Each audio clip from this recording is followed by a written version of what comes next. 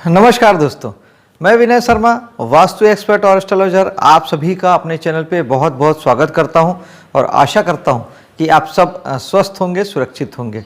मित्रों, कर्क लग्न वालों के लिए कैसा होगा अप्रैल का महीना?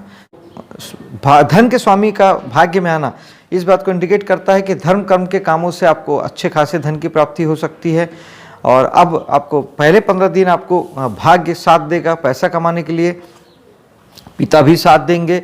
और हायर एजुकेशन से अगर आप जुड़े हैं, उच्च शिक्षा से जुड़े हैं, या आप किसी प्रकार का लोगों को सलाह मशवरा देते हैं, कंसल्टेंसी देते हैं, तो वहाँ से आपको अच्छे धन की प्राप्ति आपको हो सकती है। फिर यही सूर्य चले जाएंगे 14 तारीख को आपके 10वें भाव में, यानी कर्म के भाव में। अब यहाँ सूर्य आपको बहुत सारी चीज़ें अतिरिक्त देंगे, क्योंकि एक तो धन के स्वामी हैं, तो ये तो तय हुआ कि अब आपके काम से आपको पैसा आएगा, आपके कर्मों से आपको पैसा आएगा। और आप जो कुछ भी करेंगे, चाहे नौकरी करते हो, बिजनेस करते हो, आपको वहाँ से धन की प्राप्ति होगी, एक बात। दूसरी बात, चूंकि 10वां भाव हमारे मान सम्मान प्रसिद्धि का है और पद प्रतिष्ठा का है। सूर्य भी नैसर्गिक कारक है मान सम्मान प्रसिद्धि के और पद प्रतिष्ठा के। शासन सत्ता को भी सूर्य प्रतिनिधित्व करते हैं और भाव भी आपके शासन सत्ता का है। कुल मिला के ये सारी चीज़ें आपके जीवन में अगले 15 दिनों में, अप्रैल में 14 अप्रैल के बाद आपको भरपूर इन सब चीज़ों का लाभ मिलेगा। मान सम्मान अपार मिलेगा, प्रसिद्धि मिलेगी, पद लाभ होगा और सरकारी अधिकारी आपके फेवर में काम करेंगे। कोई काम आपका नहीं बन रहा था तो वो अब बन जाएगा और उनका साथ आपको मिलेगा। और आप इस समय में अपने कोई भी सरकारी रुके हुए काम आप आराम से इस समय में आगे बढ़ा सकते हैं, अपनी फाइलों को आगे कर सकते हैं और इन कामकाजों को आप कंप्लीट होता देख सकते हैं। मंगल आपके इस महीने पूरे महीने 12वें भाव में बैठेंगे और मंगल स्वामी हैं आपके 5वें भाव के। तो पंचमेश का 12वें में जाना इस बात का घोतक है कि या तो आपकी संतान आपसे इस महीने दूर जा सकती है, कहीं पढ़ने के लिहाज से या किसी नौकरी चाकरी के उद्देश्य से या किसी भी अन्य कारणों से आपकी संतान आपसे दूर जा सकती है।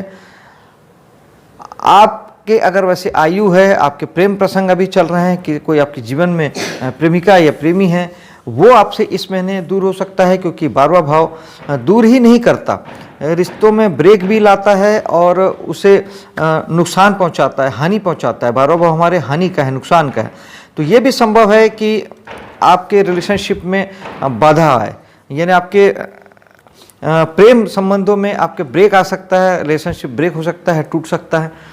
इसके अलावा जो लोग शिक्षा से जुड़े हैं उनके साथ ये दिक्कतें आ सकती है कि आपकी शिक्षा में बाधा आ सकती है, आप परेशान हो सकते हैं, आप कंटिन्यू नहीं कर सकते पढ़ाई लिखाई, आपके साथ ये हो सकता है। लेकिन इसका बहुत अच्छा हल या बहुत अच्छा उपाय ये है कि अगर आप इस समय में घर से दूर जाके, अपने जन्म स्थान से दूर जाके अगर कहीं 1 महीने के लिए अगर आप पढ़ाई करते हैं तो आपको तकलीफ नहीं आएगी, क्योंकि 12वां भाव हमारे विदेश का होता है, अलग कल्चर का होता है और घर से जन्म स्थान से दूर को इंडिकेट करता है। तो आप इस 1 महीने में अगर आप अच्छे एजुकेशन से जुड़े हैं, आपकी कोई तैयारी चल रही है, एग्ज़ाम का समय भी चल रहा है, तो ज़्यादा अच्छा होगा कि इस 1 महीने में आप घर से दूर कहीं जाके अपने एग्ज़ाम की तैयारी करें।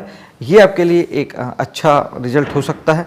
इसके अलावा एक बात और है कि 5वें भाव के जो आप कला जगत से अगर जुड़े हैं और अगर नृत्य गीत संगीत आदि से जुड़े हैं, तो उसके लिए आपके विदेश में आपको परफॉर्म करने के चांसेस आपको मिल सकते हैं। घर से दूर आपके लिए बहुत अच्छे योग संयोग बनेंगे, आपको बड़े काम मिल सकते हैं, बड़े मंचों पे आप इसका परफॉर्मेंस आप दे सकते हैं, कर सकते हैं। जो लोग विदेश जाके पढ़ाई कर रहे हैं उनके लिए ये बहुत अच्छा समय है। मंगल जो है आपके दशमेश भी हैं, दशमेश का 12वें भाव में होना ये बताता है कि इस समय में बहुत अच्छा काम करेगा। अगर आप विदेश से जुड़ के काम करते हैं, ऑनलाइन कोई बिजनेस अगर आप करते हैं, किसी प्रकार के विदेशी कंपनी से जुड़ के काम करते हैं, किसी विदेशी कंपनी में आप नौकरी करते हैं, या फिर आप कमीशन के बेस पे कोई कहीं विदेशी कंपनी से काम करते हैं, कोई ऐसा काम करते हैं जिसमें सैलरी आपकी मल्टीनेशनल कंपनी से आती है, या आप फेसबुक, इंस्टाग्राम, यूट्यूब, गूगल इन सब में काम करते हैं जिसका पैसा जो है विदेश से आता है, तो ये आपके लिए स्वर्णिम काल हो सकता है, बहुत अच्छा समय हो सकता है। और जो लोग आयात निर्यात का बिजनेस भी इसमें आता है, मेडिकल फील्ड भी 12वें भाव में आता है, खासतौर पर हॉस्पिटल, जेल और जो लोग योगा से जुड़े योगा सेंटर चलाते हैं, किसी प्रकार के आप ध्यान वगैरह का आप कोर्स करवाते हैं, योगा वगैरह आप सिखाते हैं, तो उसके उन सब के लिए ये बहुत बहुत बेहतरीन समय है और आप बहुत अच्छा काम करेंगे। बेहतर होगा कि आप मंगल के लिए मीठे का दान करें, जिन्हें तकलीफ हो रही है वो, और हनुमान चालीसा, बजरंग बाण या सुंदरकांड का पाठ जरूर प्रतिदिन करें। इससे आपको काफ़ी हद तक आपको राहत मिलेगी और अच्छे फल की प्राप्ति होगी।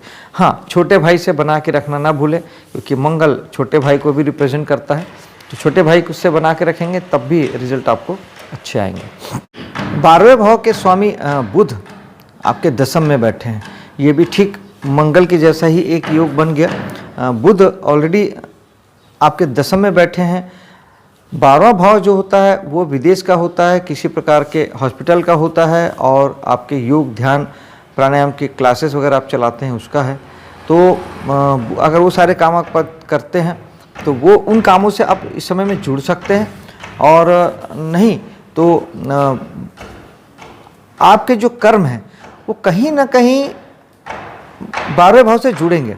आप कहीं ना कहीं विदेश से कोई आपका लिंक बनेगा, कोई बाहरी आदमी, दूर के आदमी से आपके संबंध बनेंगे, और आप इस समय में किसी प्रकार के आपके कर्म क्षेत्र में 12वां भाव कहीं ना कहीं एक्टिवेशन में आएगा ही आएगा, और आपको आना चाहिए भी। आपको अपने कामों में इस महीने कम से कम कैसे भी करके कुछ ऐड ऑन होना चाहिए। आप कैसे भी किसी भी माध्यम से, या तो अपने बिजनेस के प्रचार प्रसार के लिए आप यूट्यूब, फेसबुक, गूगल आदि का सहारा लें, उसमें उसके माध्यम से वहाँ जाएं, या कोई विदेश से लिंक बनाएं, या कोई विदेशी कंपनी कोई रिसर्च बेस पे कहीं कुछ अपने कामों के लिए कुछ ऐड ऑन करने के बारे में कुछ सोचें, कुछ ऐसा विचार करें कि मैं क्या ऐसा कर सकता हूँ जो मेरे लिए विदेश से मुझे जुड़ता है। आयात निर्यात का बिजनेस भी आप कर सकते हैं। कुछ इस तरीके की चीज़ें आप करें जिससे आपके लिए ये फ़ायदेमंद साबित होगा, और बुध आपके लिए शुभ करेंगे। और बुध आपके तीसरे के स्वामी भी हैं, साहस और पराक्रम के। तो ये है कि आपके लिए साहस और पराक्रम, एफर्ट आप कर्म क्षेत्र में लगाएंगे, बढ़ेगा। बुध बुद्धि के कारक हैं, नैसर्गिक और वाणी के, तो आपकी बुद्धि और वाणी भी आपके कामों को आगे बढ़ाएगी। आप अपने बिजनेस धंधे में, नौकरी की जगह में बहुत अच्छा बोलेंगे, आपके बोलने की तारीफ होगी, पहचान होगी, और आपकी बुद्धि के भी प्रशंसा और तारीफ की जाएगी। अब चलते हैं बृहस्पति की ओर। बृहस्पति आपके भाग्य के स्वामी होके स्वयं भाग्य के भाव में बैठे हैं, स्व राशि के होके। ग्रह जब भी अपनी राशि में बैठा होता है तो वो जहाँ भी बैठता है वो उस भाव की रक्षा करता है, चाहे वहाँ के लिए वो खराब ही क्यों ना हो या ग्रह खराब ही क्यों ना हो। बृहस्पति तो ऑलवेज शुभ ग्रह है, तो ये आपके 9वें भाव की रक्षा करेंगे, यानी पिता की रक्षा करेंगे, भाग्य को बना के रखेंगे। धर्म से रिलेटेड, धर्म से जुड़ के आप अगर कोई भी काम करते हैं वो आपके लिए इस समय में बहुत अच्छा साबित होगा। बृहस्पति सारे कामों को बढ़ाएंगे, शुभता देंगे। आप अगर प्रवचन वगैरह देते हैं, धार्मिक पूजा पाठ आदि करते हैं, किसी प्रकार के धार्मिक संस्थाओं से जुड़े हैं, मंदिर आदि के उसमें आप जो सोसाइटी होती है उसमें आप जुड़े हैं, किसी प्रकार के धार्मिक आयोजन आप करते हैं, या इवन आप राजनीति में ही क्यों ना धर्म का सहारा लेते हैं, आपके लिए धर्म अच्छा होगा, भाग्यशाली साबित होगा। धर्म से जुड़ना आपके लिए शुभ फलदायक होगा। गुरु आपके छठे भाव के स्वामी भी हैं, तो छठे भाव के स्वामी का भाग्य में बैठना इस बात को भी बताता है कि आपके जो जॉब है, आपकी जो नौकरी है, आप जिस भी प्रकार का सर्विस देते हैं लोगों को, प्राइवेट या सरकारी नौकरी करके, या किसी प्रकार का खुद का काम, आप जो भी खुद का काम करते हैं किसी भी प्रकार का, तो वो सब आपके सर्विस सेक्टर में आता है। जो ट्रेडिंग नहीं है, जो बिजनेस नहीं है, खरीदी बिक्री नहीं है, जो सेवा आप देते हैं, वो आपके छठे भाव में आता है। तो वहाँ के स्वामी का, बृहस्पति का भाग्य में बैठना, यानी आपको भाग्य का सपोर्ट, भाग्य का सहारा आपके कामों में प्राप्त होगा। कर्ज वगैरह आप लेने की सोच रहे हैं तो भाग्य से वो भी मिल जाएगा। निश्चित ही आपको सरकारी योजनाओं से भी आपको लाभ हो सकता है। और आप अगर लड़ाई झगड़े और ख़ास तौर पे बीमारी वगैरह से अभी आप उतने ज़्यादा परेशान नहीं होंगे, क्योंकि बृहस्पति शुभ सात्विक ग्रह हैं, भाग्य में बैठे हैं, इसलिए बहुत ज़्यादा ही आपको बीमारी वगैरह आपको नहीं देंगे और आपके लिए शुभ लाभ ही करेंगे। अगले ग्रह हैं शुक्र। शुक्र जो है 6 तारीख तक, 5 तारीख तक आपके 10वें भाव में बैठेंगे। इसके बाद फिर शुक्र 6 तारीख को आपके चले जाएंगे एकादश भाव में, स्वराशि के हो जाएंगे। स्वराशि का मैंने अभी बताया, स्वराशि के ग्रह बलवान हो जाता है, अपने ही घर में ताकतवर हो जाता है और अपने घर की रक्षा करता है। तो दोस्तों यारों से आपकी बनेगी, समाज सोसाइटी में आपका स्थान बढ़ेगा, लाभ की इच्छा भी बढ़ेगी और लाभ भी बढ़ेगा।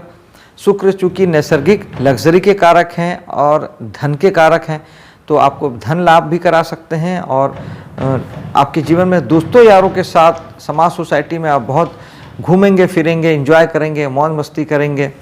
ये सब चीज़ शुक्र देते हैं और साथ ही कुछ लग्जरी भी आपको ऐड ऑन हो सकता है। उन सभी जगहों पे आपको सुख सुविधा भी प्राप्त होगी। एनजीओ वगैरह से जुड़ के कोई काम कर रहे हैं तो वो काम आगे बढ़ेगा और उसमें आपको काफ़ी सुविधाएं भी मिल सकती है सरकार की तरफ से, या आप जहाँ से भी आपको जो दान वगैरह आता है वहाँ से आपको काफ़ी धन की प्राप्ति और लाभ आपको हो सकता है। शुक्र जो हैं वो आपके चौथे भाव के स्वामी भी हैं, यानी चौथा भाव होता है मन की शांति का, सुख का।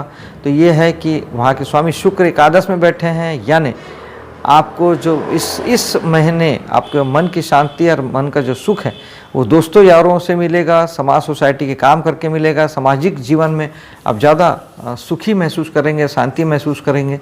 और चूँकि वाहन और मकान के कारक भी शुक्र हो जाते हैं चतुर्थेश होके, तो वो आपको दोस्तों से और समाज के माध्यम से आपको ये प्रॉपर्टी भी आपकी बन सकती है और साथ ही आपको लाभ की प्राप्ति भी हो सकती है, आपको ज़मीन मकान से और गाड़ी घोड़े से। शनि आपके सप्तमेश हैं और स्वराशि के होके अपनी मूल त्रिकोण राशि में 8वें भाव में बैठे हैं। सप्तमेश का 8वें में बैठना ठीक नहीं होता, लेकिन चूंकि शनि स्वराशि के हैं, मूल त्रिकोण राशि में हैं और 8वें में बैठे हैं, तो वो उस भाव की रक्षा भी करेंगे। लेकिन फिर भी शनि कहीं ना कहीं दुख के कारक हैं बेसिकली। तो ये संभव है कि जीवन साथी के साथ अभी आपके कुछ दिन से संबंध बिगड़े होंगे और आप कुछ परेशानी महसूस कर रहे होंगे।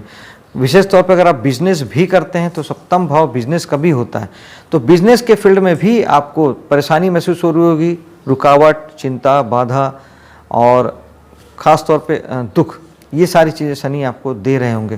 तो मैं समझता हूँ कि शनि के लिए आपको उपाय करना ही चाहिए, करना ही होगा, अन्यथा शनि आपको अगले 2 साल बहुत अधिक पीड़ा देंगे, परेशानी देंगे। तो आप जीवन साथी के साथ रिश्ते मधुर करने के लिए और बिजनेस धंधे को ठीक से चलाने के लिए बहुत ज़रूरी है कि शनि यानी लेबर क्लास जो होता है, आपके घर में काम करने वाले जो नौकर चाकर हैं, रिक्शे वाले हैं, ठेले वाले हैं, मजदूर हैं, गरीब असहाय लोग होते हैं, इनके साथ बना के रखिए, इनकी सहायता कीजिए, इनके साथ इनके प्रति मन में प्रेम रखिए, इन्हें सहायता दीजिए। ज़रूरी नहीं है कि पैसे की ही सहायता हो, किसी भी प्रकार से आप इन्हें सहायता कर सकते हैं और इन्हें किसी प्रकार का दुख मत पहुंचाइए, क्योंकि ये साक्षात शनि के प्रतिनिधित्व करने वाले लोग होते हैं। तो ये ठीक रहते हैं तो शनि ठीक होते हैं। इसके अलावा शनि के लिए काली चीज़ों का दान बहुत शुभ होता है, तेल का दान भी शुभ होता है। विशेष तौर पे शनिवार के दिन शनि मंदिर में जाके भगवान शनि को अगर आप सरसों का तेल या तिल का तेल चढ़ाते हैं, ये एक बहुत अच्छा उपाय है। इससे शनि के तेल का दान भी हो जाता है और भगवान शनि को तेल चढ़ाना से शनि खुश भी हो जाते हैं और ये आपके लिए बहुत अच्छी तरह काम करता है। साथ ही आप हनुमान जी की साधना भी कर सकते हैं, वो भी शनि को ठीक करता है। ओम शनिचराय नमः एक माला आप जाप कर सकते हैं, ये भी शनि के लिए ठीक है। कुल मिला के आपको शनि को साधना ही होगा, क्योंकि शनि आपके वैसे भी अष्टमेश हैं और सदा सर्वदा आपके लिए कष्टकारी हैं।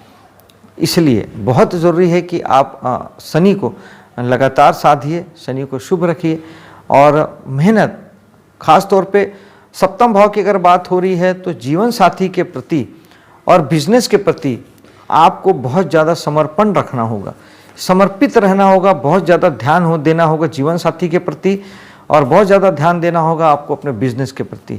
लापरवाही नहीं चलेगी, ढीलापन नहीं चलेगा। शनि कारक हैं अनुशासन के और मेहनत के, आपको बहुत ज़्यादा मेहनत करनी पड़ेगी और अनुशासित रहना होगा, तब कहीं जाके ये सारी चीज़ें आपके साथ ठीक ढंग से काम कर पाएंगी। अगले ग्रह है राहु और केतु।